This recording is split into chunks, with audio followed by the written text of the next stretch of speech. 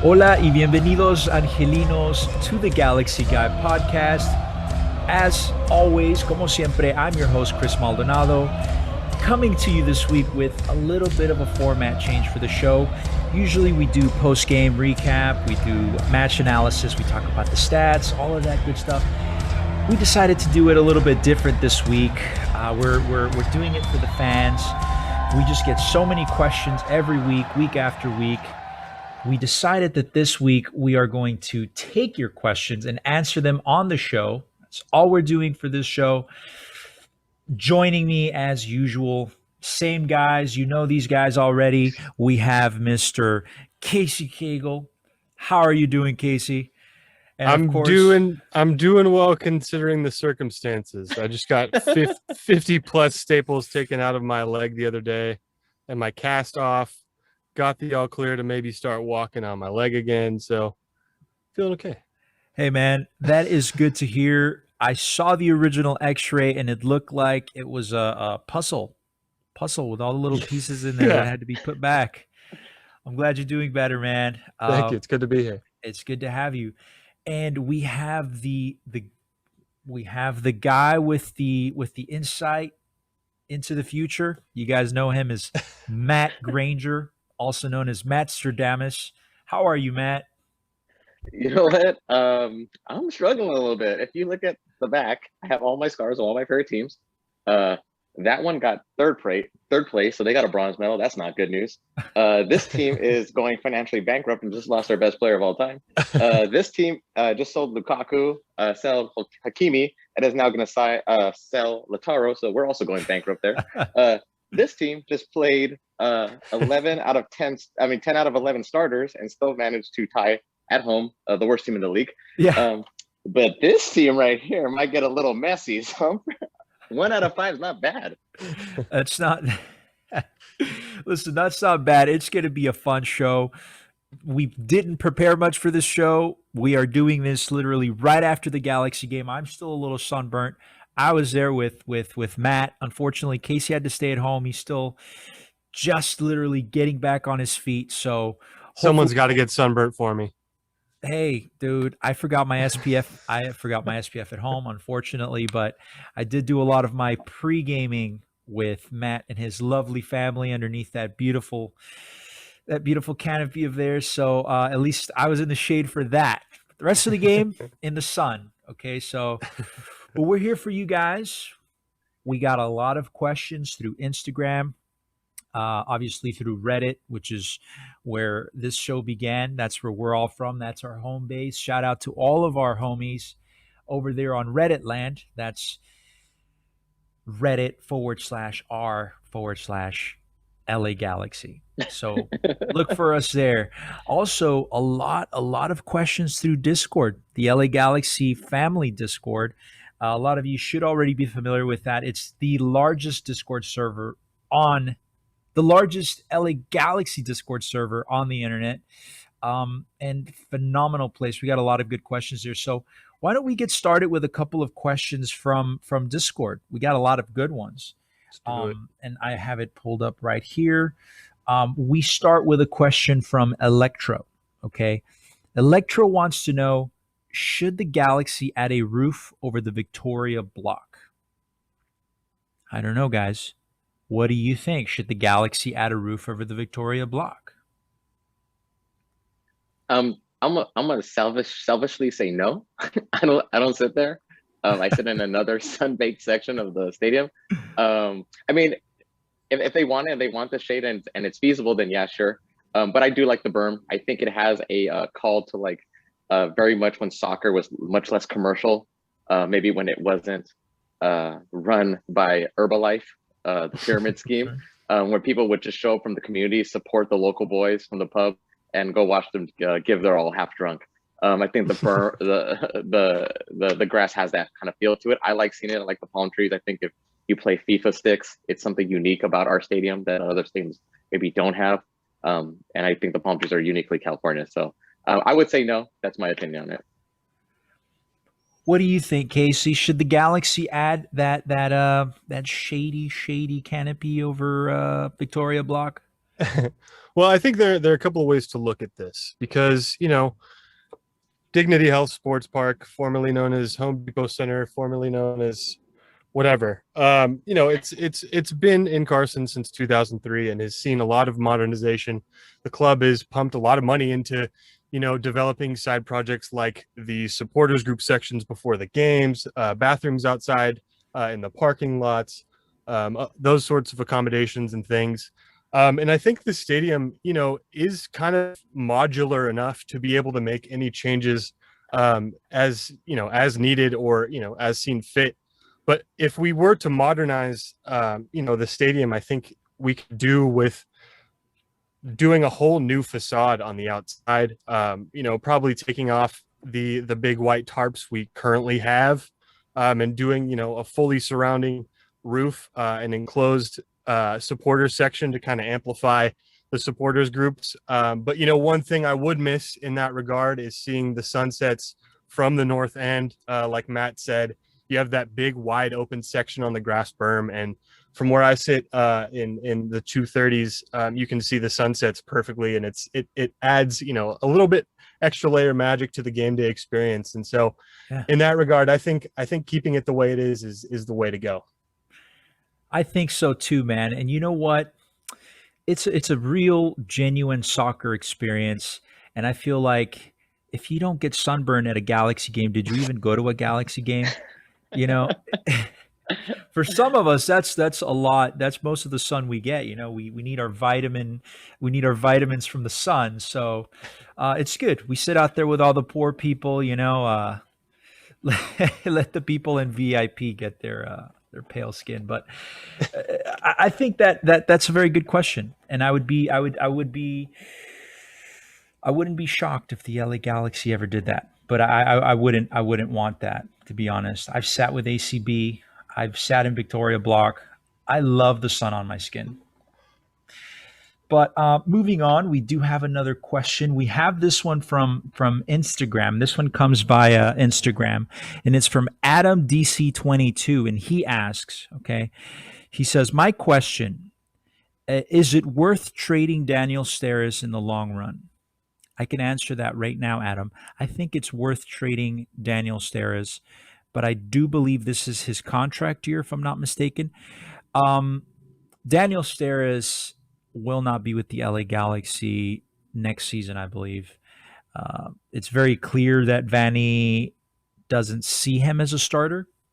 It's very clear that Sega and Williams were brought on to be that starting center back pairing. So I honestly wouldn't be surprised if Daniel Steres moves on. He is more than capable to be a starter at most MLS teams.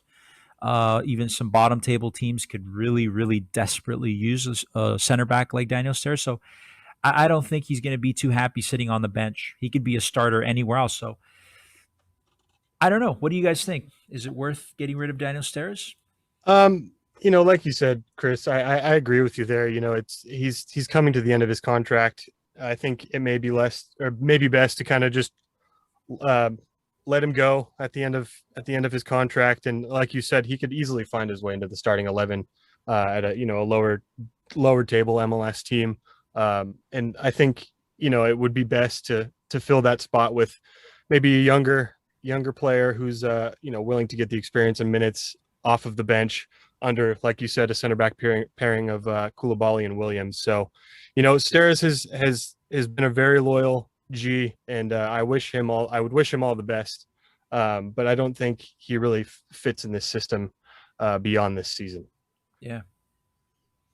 Matt, I know you're a big Daniel Steres fan. I am, and I think the Galaxy just should trade him or let him walk. I think you have to do right by the player. Yeah. You don't want to stifle anyone's career. He can be a starter on somewhere else. And I think like what they did with David Romney, he got some new life in Nashville, and now he's a bona fide starter center back and one of the best center back pairings in the league. I think you do the same thing with Steres, and just he already gave all he could to the team. He came from the academy. It's time for him to move on. It's time for us to move on. He's on the wrong side of 30 now too. Yeah. So, Sure. Listen, there's younger players behind him, right? That are hungry, that are younger, guys like Neil, okay? Guys like Frank Rannis, okay? These guys are the future of the team. You know, you have to develop these players. In order to do that, you have to give them minutes, right? And to be third in line behind Daniel Steres, I don't know. I think he's gone. I think so. Yeah. So, Mhm. Adam, I hope that answers your question. I know Adam had several other questions. He said, last question: how far do you think the Galaxy will go in the playoffs this year? And when do you think they will win MLS Cup again? That's very confident of Adam to say. He didn't say will the Galaxy make it to the playoffs. He says, how far do you think they'll make it in the playoffs? I appreciate the optimism, sir. I do think the LA Galaxy will make the playoffs too. As far as how far they're going to make it into the playoffs, I have my opinions on that, but I want to hear from you guys first. Casey, Matt, how far will the LA Galaxy make it this year in the playoffs? Go ahead, Casey. I think, well, considering our current standing and considering our record against lower ranked teams in our conference and in the league, I would have hopes to make a Western Conference semifinal run, but I wouldn't be optimistic making it out of round one if we faced a lower seeded team who, would probably have more of the willpower than some of the Galaxy players at the current moment could possibly muster. So, I think I would want to see a semifinal run, but realistically, I think maybe round one. Yeah, Matt. I said it super early this season. I said it after the Portland loss. I said it after the Seattle loss, and I guess I'm gonna have to say it after the Vancouver tie. We're either gonna win MLS Cup this year or we'll win it next year for sure. I'm just 100% certain on it. I think early on I said that we have a pretty good team. We have the right coach. We have the right mentality, and the gap between us and Seattle isn't. Well, the gap between us and like being number 2 in the Western Conference wasn't as far as people think it was. And when I said that at the beginning, people looked at it like it was a cavern. But like if you look at today's game, if we had mustered enough willpower to beat one of the worst teams in the league, we would be sitting in first right now in the Western Conference. I guarantee you, people didn't think that when I said we were going to win the MLS Cup in the third game of the season. But here we are. And I feel like had we won today, more people would have jumped on that bandwagon. Yeah. But incidentally, we don't have a finisher right now. We signed one. The other one's coming off the mend. I still feel like we're going to win MLS Cup either this year or next year. And I actually think, based on the way Chisa's health is going, this is probably the year to get it done. Well, and to add fuel to your optimistic fire there, Matt, it seems like management has been focusing a lot on depth and building out depth in positions where we didn't necessarily have it before. And I mean, signing of Mika Heikkalainen this week was, adding more depth in the back. Sure. And, signing Dejan is more depth up forward. So I think that focus definitely gives enough reason to have that optimism to have a team that will perform in the long run, come playoff time. Because like we've talked about before on this podcast, like the key to winning this league is longevity, and you have to be built that way. Absolutely. And I'm on the fence about it, right? Because I think that this LA Galaxy team, if it's a complete team, if we make it to the playoffs with Chicha healthy, Jonathan healthy, Cabral and Samuel firing on all cylinders, the defense is solid. Williams is not suspended. Sega's healthy. And everyone else is healthy. Victor Vasquez is healthy. This LA Galaxy team has a shot at the very least a Western Conference final, right? At the very least. But that's a lot of what ifs. And that's what pushes me back a little bit, back into reality, right? Because if we've seen anything all season is that the lineup has been very inconsistent because Victor Vasquez has been injured here and there, because Jonathan Dos Santos has been injured here and there, because Chicharito has been injured here and there, right? Because some of our center backs have been here and gone, and it's just like a rotating door in that lineup. There's just a lot of what ifs, There's a what if with Samuel still, I get it. He's trying harder. The guy looks sharp, but he's just not finishing, right? He's not finishing.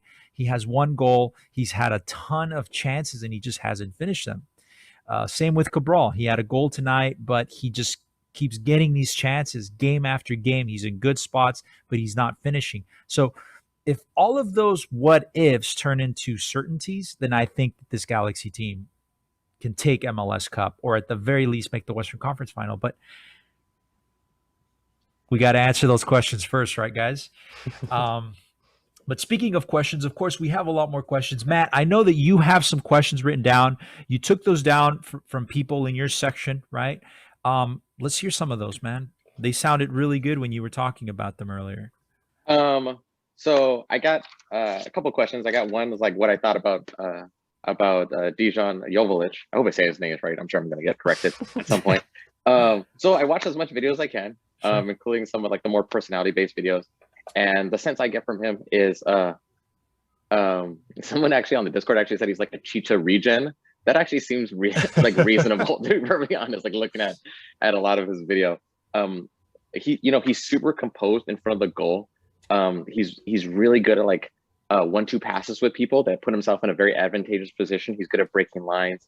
And then the other good thing that he has that I think is going to work really well with us is that he presses a lot and he can take advantage and score off of pressing people and taking advantage of their mistakes. You don't see enough of that, I think. I think that comes from like his mental game. Like he's a very determined and tenacious player, and he always has an eye towards like getting himself a goal, and he's willing to do the defensive work in order to make that happen. In terms of like him, the athlete, he's very athletic. He's got a little bit of pace behind him. The real cool thing about him is like, if you watch him move, like there are athletes that are super herky jerky, like maybe like Derrick Rose when he was healthy, like he was a lot of like this, right? Same thing with like Westbrook, a lot of like this. But with him, like he kind of glides, and his movements and his shifts are all like very subtle with his hips and his shoulders. He got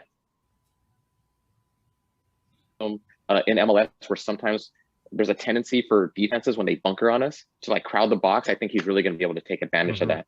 Another good thing is that he's taken penalties for the teams he has played for, and he's proven pretty successful. And then his like production is just like really off the charts. He's played in some very good leagues. I mean, the Austrian Bundesliga, he had 17 goals, 3 assists in 26 games. In the Turkish Premier League, he had 11 goals, 2 assists in 21 games. In Europa, in 2 games, he had was it 1 goal? Sorry, 1 assist. Oh no, so 2 goals, 1 assist in 8 games. I mean, you look at a guy. He's proven. He was playing like a number 9 striker. Yeah. Who's gonna goal contribute like 60 to 70% of the time he plays. That's excellent. The one thing I will say is that he's not a passer. I think if you look at target number 9s who are good passers and have a good IQ, like Zlan, like Luis Suarez, for example, you want to see like a 2-to-1 ratio on goals to assists. This one is a lot more skewed towards goals. So he's very much that way, but I think he's going to work really well with Chicha.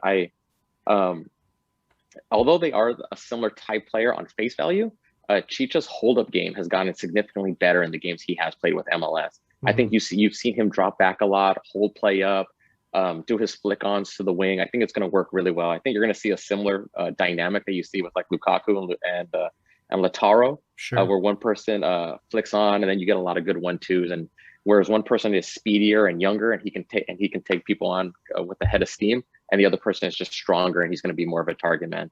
I don't think this guy's a backup. I think he's a straight starter. He's a starter. I would expect him by the time playoffs comes to take someone's spot who's currently starting. I can see that happening as well. And that might light a little fire underneath some Frenchies, huh?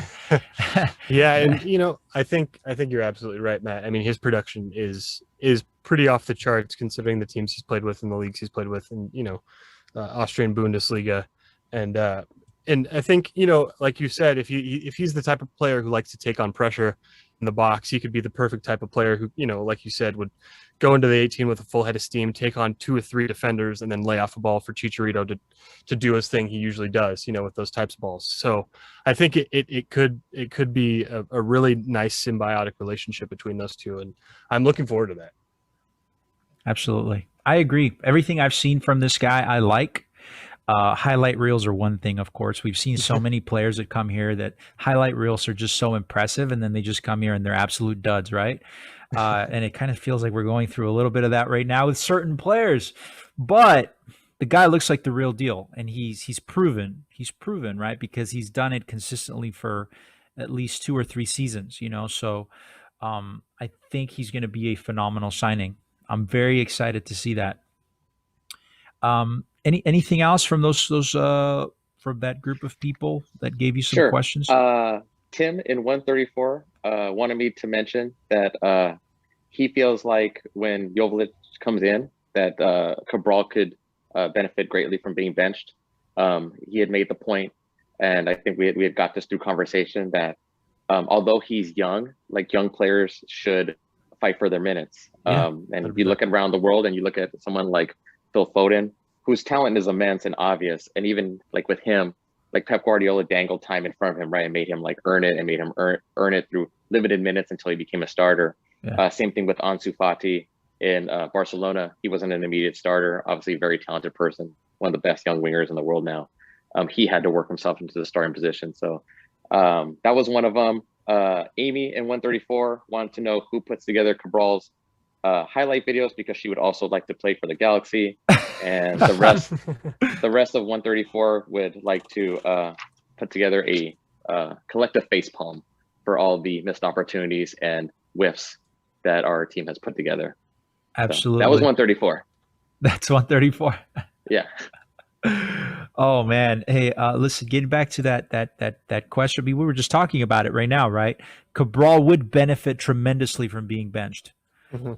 Everything I've seen from him, the way he plays, the way he carries himself, his body language just speaks, right? It's like yelling at us. And what is it saying? It's saying, it just feels like he's saying to us, I'm above this league.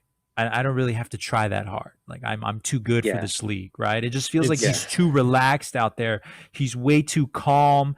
He's not really a fighter. He's not hungry for it, so it might be that thing where it's just a young player being given a DP contract, coming into what he perceives to be an inferior league. Maybe he's just not taking it serious at all. So maybe some time on the bench will put things into perspective for him. So I think it would be beneficial for him. To me, it's shades of the Mario Balotelli failed 360 finish attempt against the Galaxy. Oh yeah, that's kind of what I see in Cabral. It's a lot of flashiness, not a lot of great touches, not a lot of very inspired runs or efforts to the ball. It is very pompous, like you said, Chris. It is almost like he thinks he is above this league, or is using it as a stepping stone to get back to France or back to Europe. But in reality, he's not stepping up, and as our friend Sophie said on the podcast recently, kid's not finishing his dinner. Yeah. And not to suffer from recency bias, because some games he plays okay and some games he doesn't play well. Like I think Vancouver, he probably played a little better, although he had some very noticeable mistakes. In the midweek game, he, like you guys said, I think Tim had pointed out too, he played very arrogantly. So I think we're all looking so hard to hang on to something good he does, that we're willing to see he scored a goal and then forget that he went 8 games without doing that before or something like that, so but that's where we're at. So on that same topic, since we're talking about Cabral, we're on the topic of the French. Okay, we have a question from our good friend Heaven on Avalon. That's Nate Doty, one of the OGs from the LA Galaxy subreddit. This picture. He made that picture. That's right. Very talented guy. He's our lovely resident French redditor on the LA Galaxy subreddit. We love him. He has a pretty straightforward question. He says, it's kind of hard to quantify, but how is the French crew adjusting? They're all on their own journey, but do they form a squad within the team? Do we know how they're settling in LA? That's a pretty straightforward question, and it is hard to quantify. We don't live with these guys. We don't see them every day. What we see is what we see on Instagram, what we see on Twitter, right? And what we see at the stadium. But to me, it looks like these guys I know the excuse for Samuel and for Kevin Cabral was that they were having a hard time adjusting. That's why they're maybe not performing to their full ability. Listen, Ryan Revelson came and disproved that. Okay, he's the one that's been here the least amount of time. He came and he hit the ground running, right? He's been on it. He's a professional. He came here, he knew what he was doing. He came here to work, right? Cabral and Grandsir, they now have other people in the locker room to connect with, other French speaking people in that locker room, right? You have Sega, who also came and was straight to business, hit the ground running. Same deal with him. They have Ryan, they have Sasha, they have each other. So there's at least 5 or 6 guys on this team that are fluent in French. I don't think that's an excuse anymore. I think that Kevin Cabral's having a hard time adjusting mentally. Something in there is just not adjusting to the league. He's not adjusting to the league. Okay, it is what it is. I think Samuel is a little bit of the same. It might be an age thing. I don't know. What do you guys think? How are they adjusting? I'll take it. I think it's a mixed bag.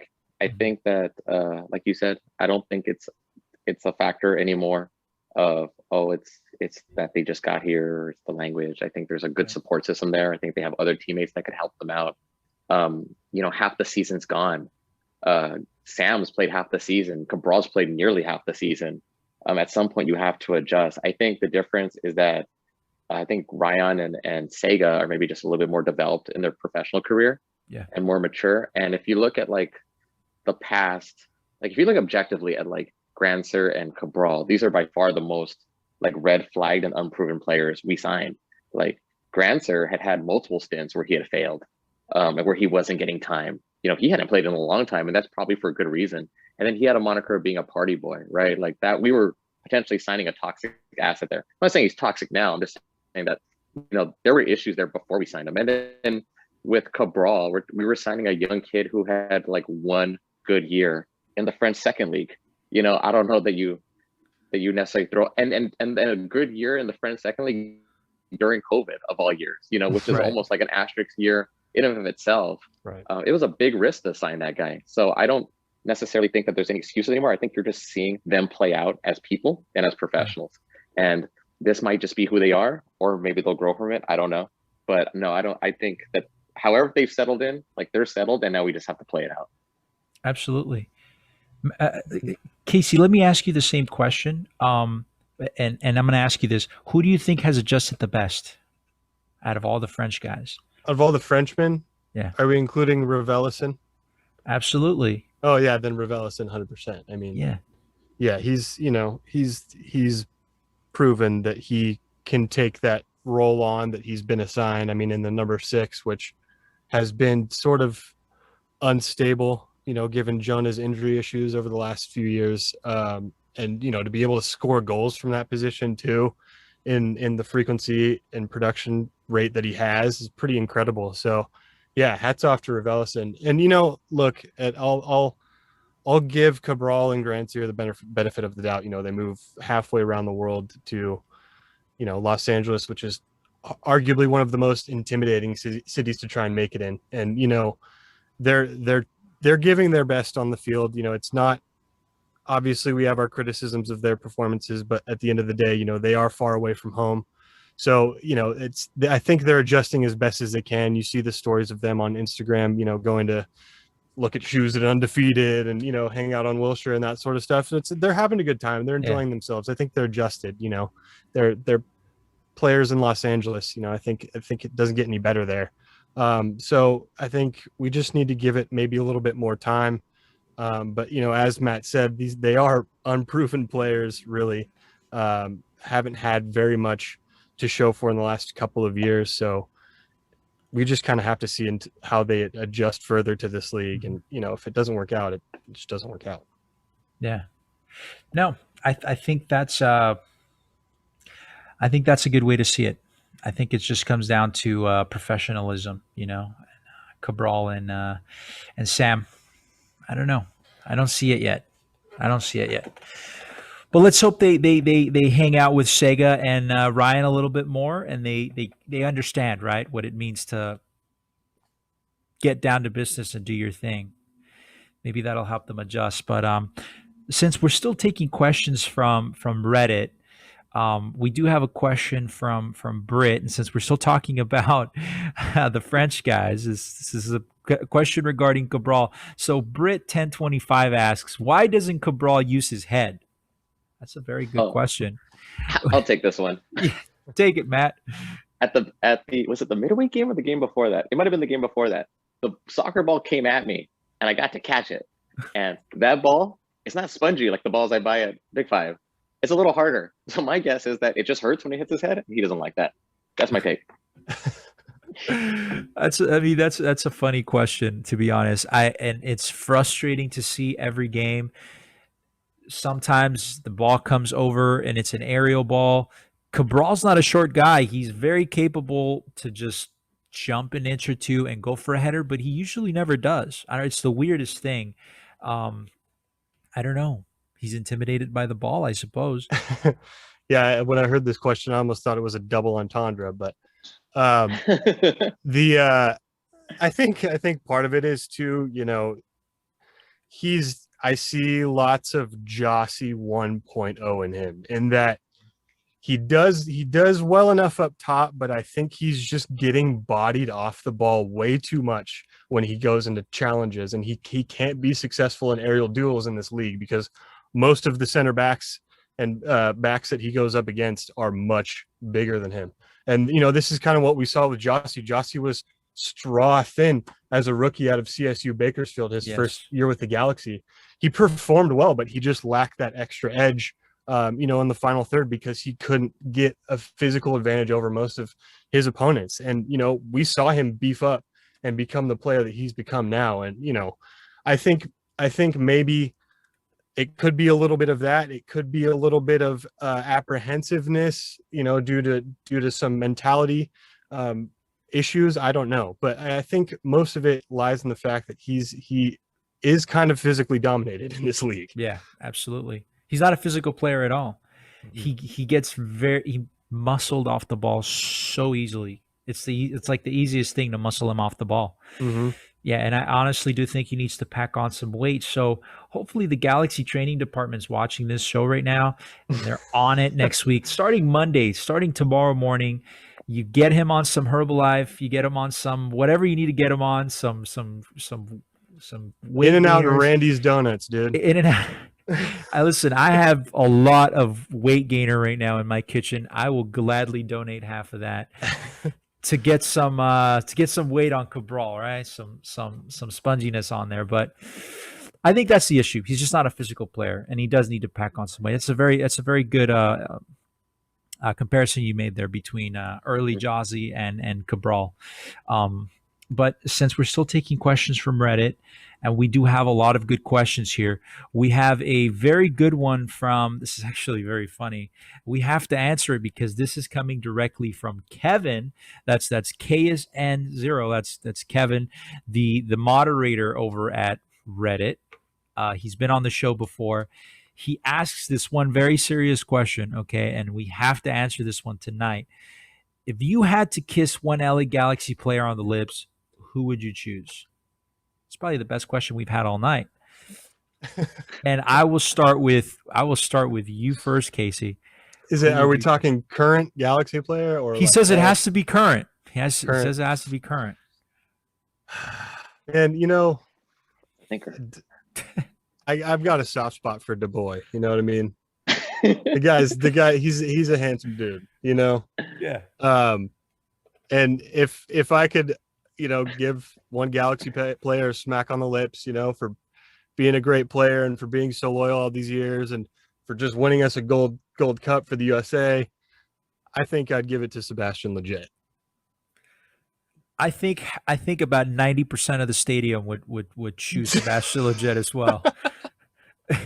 Listen, male or female, dude, I have a man crush on that guy. I had him on the show, and I was just like staring at the guy. He's like You were blushing the entire time. I was blushing the entire time. I would also give Sebastian Lletget a kiss. That would be also my pick. Matt, who would it be for you, man? Jonathan Bond. Jonathan Bond. Okay. Yeah, I would. I mean, you kiss Mr. Bond? Like, come on, man. That's the dream. He's also a very handsome man. Also been on the show before. If you guys got a nice accent. Hey, it's the accent. It's the accent. You got me. And he speaks Spanish with a Spanish accent. That's Exactly. like a double. That is true. 3 accents. Jeez. As if he wasn't already like perfect enough, right? It's like, come on, guy, you got to leave some for the rest of us, man. You know, Jesus. Well, that's okay. So we had to answer that, Kevin. Thank you for the question. Thank you for making it a little bit weird for us tonight. But we got that one. Let's see. Okay, so we have some questions also from Discord. Matt, were there any other questions that stood out to you from the Discord that you'd like to answer? You know what? There was a good question. Yeah. I guess it's a simple one. Like, what's your ideal lineup? Was a pretty good one on there. Sure. I think. Yeah. Sure. Yeah, I was actually I kind of posted this in the match thread today because there were people talking about Sure. kind of what they would feel as, you know, where Dejan would fit in and kind of what we would look like full strength. And like kind of the biggest issue for me was the midfield. And it's a question of whether or not Greg wants to play 3 at the back. But I don't think he wants to play 3 at the back. I think we'll want to stay at 4 at the back traditionally. Sure. And what I was kind of thinking, I built it in what is it, build lineup, this app here. So what I have is I have like a 4-1-3-2, right? More of a midfield diamond, which is traditionally what like Bruce went with. So I would have obviously Bond between the sticks. You have Koulibaly and Williams anchoring the center back positions. Villafana on the left wing back, Araujo right wing back, Raveloson holding it down at the number 6, Grandsir on the left wing, Lletget on the right wing, Efra at the number 9. Now hear me out here, because today in this game specifically, I think he played the metronome and playmaker position very well. Sure. I think he's maturing very well as an advanced playmaker, and I think that's going to be his position for us moving forward, potentially number 10 territory if we don't find a DP to fill that slot. And on the top you have both Chicharito and Joveljic.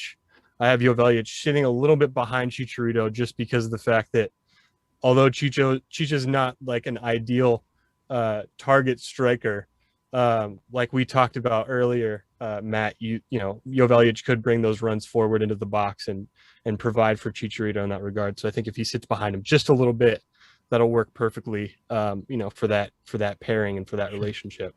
So that's kind of what I was thinking, you know, a 4-1-3-2 sort of diamondish, taking it back to the old Bruce Arena days, you know, playing more out of the sides than through the middle, more using the middle as a pivot and sometimes funneling through. But that's kind of how I see it working. Yeah. I listen, to me the back line is set, right? Mm-hmm. You're going to start Araujo without a doubt. You're going to start Bond without a doubt. You're going to start Villafana without a doubt, right? And the center back pairing, I think, it's pretty obvious what the center back pairing was going to be all along. It wasn't going to be Daniel Steres, and it wasn't going to be the young kids. It was going to be Williams, and it was going to be Sega all along. And we've seen it. They are the 2 best center backs we have right now. I don't think Daniel Steres fits that starting lineup. Up front, we obviously have to go with Chicharito, right? Dejan is going to be a starter, so he's up there for sure. On the wings, you're going to have Cabral and Samuel. I don't agree that that's probably the best, right? Because Cabral hasn't shown that he's worthy of a starting position yet. But based off of his salary and his position as a DP, this is MLS. You don't really bench your DPs, right? Unless you're trying to lose your job, right? So I think those 2 are there by default. So the real question is, if you're doing your math, that's 10 field players, right? That's 9 field players. That leaves you 2 midfielders. That's the real question, right? Because you have Victor Vasquez, you have Sasha, you have Ryan, and you have Raveloson, right? But you can only pick 2 of those. And that's the hardest part of the puzzle. That's the hardest part of the puzzle. Each individual player there brings something different to the table. Mm-hmm. Really. Listen, let's count out Sasha, right? Just because of age, and he's not full 90. He's not a full 90 guy, right? Victor Vasquez is our best playmaker, even though he's the oldest, one of the oldest midfielders. He's our best playmaker, right? So that you have to choose between Ryan, Jonathan, and Sebastian Lletget. You know, that's a tough one. That's tough. Jonathan's a DP, you know, but Sebastian Lletget, he's like a franchise guy. You know, he's the most popular player on the team, you know, behind Chicharito, I would say. You know, he's a fan favorite, right? People love Sebastian Lletget. He's a national team player.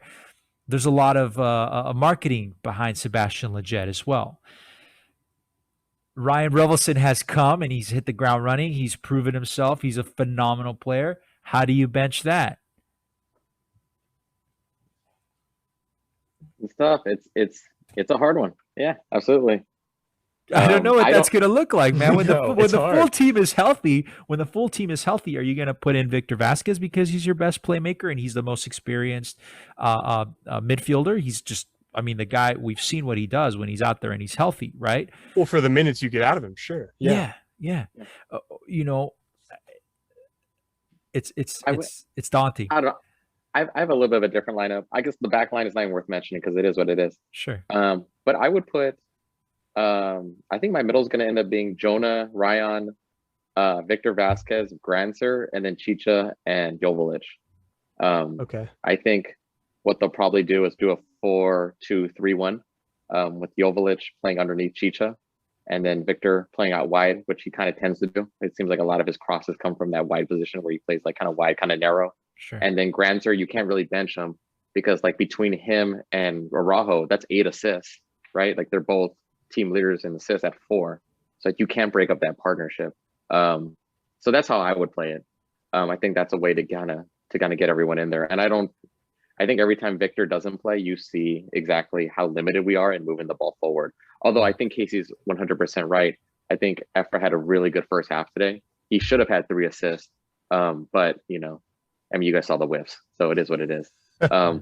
But he's proven himself more capable. That's how I would do it. I would do a 4-2-3-1, and I would play those players. And I think that's probably the most probable lineup because of the fact that specific formation, the 4-2-3-1, has really made its way in MLS, and you see more and more teams playing that formation now because and it balances out against other teams very well. And I think in the way you have it set up, I think that sounds the most probable. Yeah, that's a tough one though, man. I don't know. That's the toughest one. The 3 of one. us didn't have Cabral in. Listen, I think he's going to be in there, right? Because of the salary, because he's a DP, because of the potential. I think they're going to he's going to be in there. You know, it was the same thing when Gio was on the team. Whenever Gio was healthy, he was a starter, even though most people, all the fans were like, why is Gio even playing? He's not producing anything, right? It's just because he's a DP. You just have to play your DPs. So, but yeah, listen, we have a lot of questions, and it looks like our time's kind of running out a little bit. So let's try to get through some of the easier ones. Let's see. I have a really funny one here from Samantha Rodriguez. I've been kind of teasing this. It's really a joke.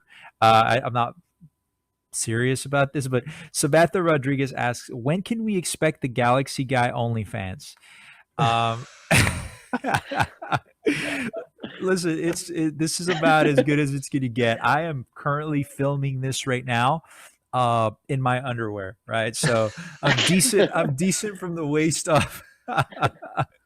And when I got on this call and Casey came on, Casey was shirtless. I got to see everything, nipples and all.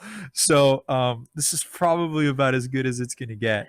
I broadcast live from my closet, so this is about as close as the boudoir as most listeners are gonna get. So That's right. And Matt over here, I don't know. Matt has a big smile on his face. What's the thought behind that, Matt? Would you be down for an OnlyFans? No, y'all ain't ready for all this. Thank Oh, you, man. Samantha. That's a good question, but I'll be sure that you're the first one to find out if I ever do. We'll do like the like the firefighters do every year, where they put out a calendar. The We'll do that. Gentleman of the Galaxy Guy podcast. Yeah, we'll do something like that. We'll get some of our friends from the Galaxy Family Discord to pose in there with us. Oh boy. But yeah, great question. Kevin Romero asks this question. This comes from Instagram. He says, "Not a big fan of Landon getting the next statue. Actually, not the only one. I received a lot of people when I posted the news that Landon was getting the next statue. You'd be surprised. A lot of people actually messaged me and they were like, "I can't believe he's getting the next statue. I get it. He deserves it. But I honestly thought it should have been someone else." People gave me their opinions. Kevin says, "I think it should have been one of the OGs from '96. What do you guys think? Who should be getting the next statue?" Landon Donovan is a club legend for many reasons. He's our all-time, leading goal scorer, if I'm not mistaken, if I get that correct. He won so many MLS Cups with us, did so much for this team. What he did off the pitch for this team, I think, speaks a lot more than what he did on the field. And let me explain what I mean by that.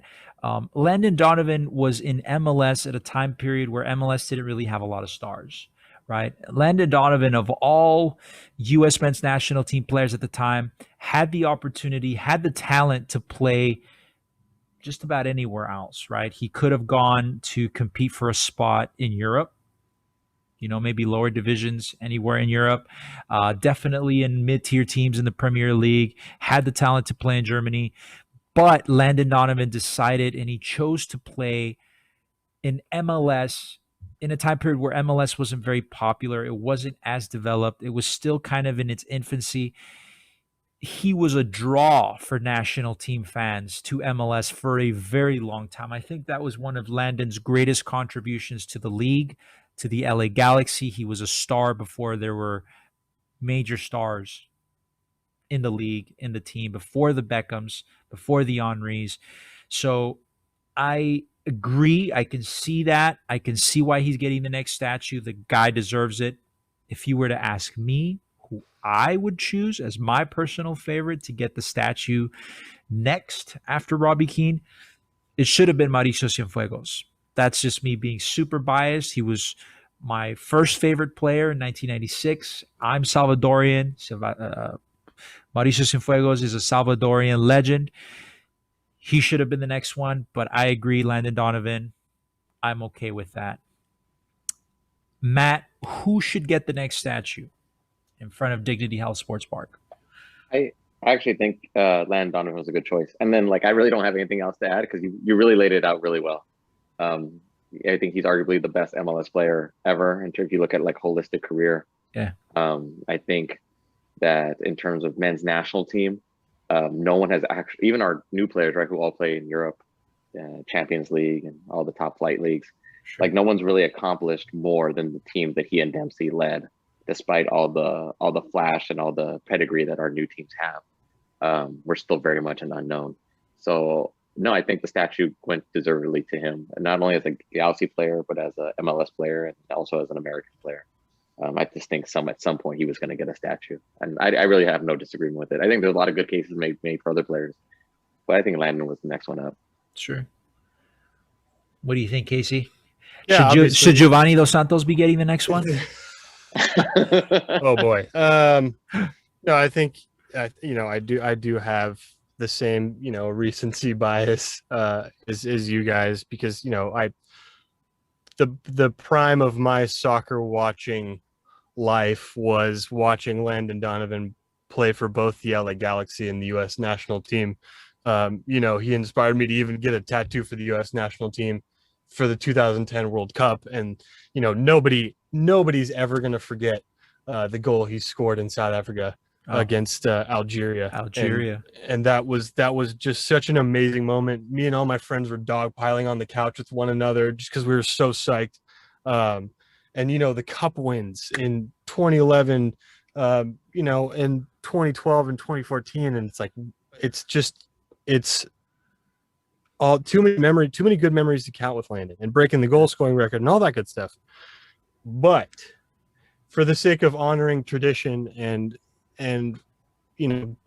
giving the initial credit where credit's due to those who built the foundation, and those who laid the groundwork for others to be able to, be professionals in the United States, I think instead of the order that we've gone, Beckham to Donovan, it should have definitely started with, Cienfuegos, Kobe, Hartman, maybe a couple of others, then Beckham, then Donovan, because I think Beckham and Donovan brought, a lot of new eyes to the league and to the sport in the United States. But, you have to pay homage to those who laid the groundwork and who were the initial forefathers of this team, essentially. Yeah. Right. I mean, you look at sports like baseball and football, and they absolutely covet these players who played in the mud without any painted lines on the field or anything like that, before there was even a league established, before guys were even getting paid. And I think that's the kind of regard we should hold these veteran 96 and MLS 1.0 era players too, because essentially they are the forefathers. Absolutely.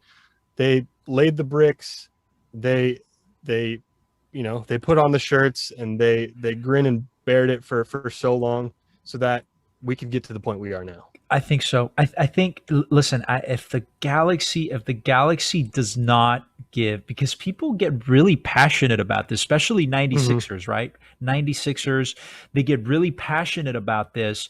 They really want to see at least one 96er get honored, and whether it's Kobe Jones or Mauricio Cienfuegos, these guys were, Mauricio Cienfuegos is, I would say, the primary reason why the LA Galaxy fan base has so many Salvadorians in it.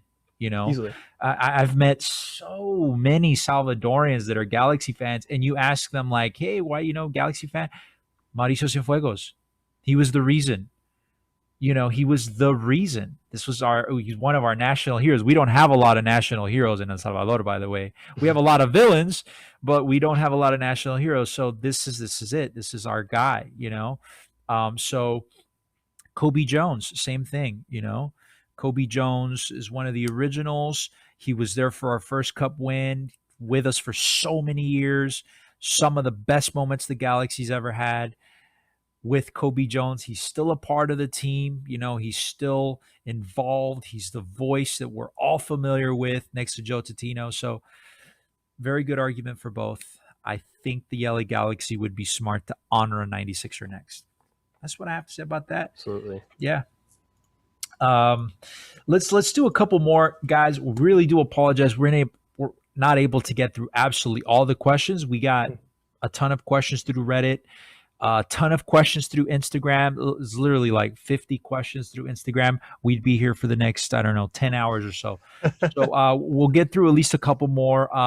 Hoppit2 asks, who is the idyllic center back pairing? This one came through Instagram. I think we already kind of covered this, but let's just touch on it a little bit. It's going to be Williams and Sega Koulibaly. I think that's just the plan. Yeah. Yep. Do you guys agree? Yep. 100%. 100%. I think that's just the plan. It's. I think when you have Williams' toughness and rigidity mixed with Koulibaly's coolness on the ball, it just makes for the perfect, most sensible center back pairing. Absolutely. We do one more from Reddit, guys. This was kind of a tough one. It's from LA Reyes 82. He says, this question might be a bit deep, but it would be great if you guys could tackle it. He says, should the LA Galaxy sign Christian Pavone if we can get him in the future? He talks about, the ongoing sexual assault case. He says if it's resolved and not convicted of anything, obviously that would free him to come, right? What do you guys think? I don't think Christian Pavone is in the future for this team. I think it's very clear that they want to move away from that. That's just my short answer. The LA Galaxy should sign Christian Pavone, but they won't. Yeah, I think. Go ahead. Oh, sorry. Go ahead, Matt. I think even structurally, I don't think they're going to sign him. I think they already have their DP winger. I think if history shows anything, that Jonah's DP spot if Vanny has the person he wants to pick, he will most likely pick a Number 10. Cam who's probably like 5'5". So that's usually what he goes with. You did that with Jovinko. He did that with Pozzuelo. That's just like his kind of gimmick. He picks the number 10 who's like 5'7", 5'6", and who's like easily one of the best people in the league. He just has an eye for that particular spot. So no, I wouldn't think that they're gonna, especially with Cabral being such a like mercurial unknown, to put it very nicely. Signing another DP winger, I think, would actually crush him. So I don't think that's the case. I think they'll most likely go with the 10. Just even structurally, I don't even think Pavone works anymore. Yeah, I think enough investment has been put into other prospects to signal that Galaxy have completely moved on from that saga and from him as a player. It is unfortunate what happened, and obviously you wish the allegations weren't true, but justice is going to run its due course, and it's unfortunately put him in a position where we don't want to really want to touch him as a player. Yeah, the LA Galaxy gave him that number 10 jersey, but Christian Pavone's not a number 10 player. The Galaxy's just trying to mask. They're trying to mask the fact that we've been without a true number 10 for so long, right?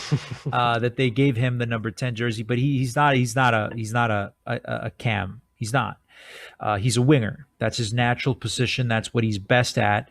Not exactly a playmaker either. So you can't fit him into a team where you already have a designated player and your other winger is making $1 million.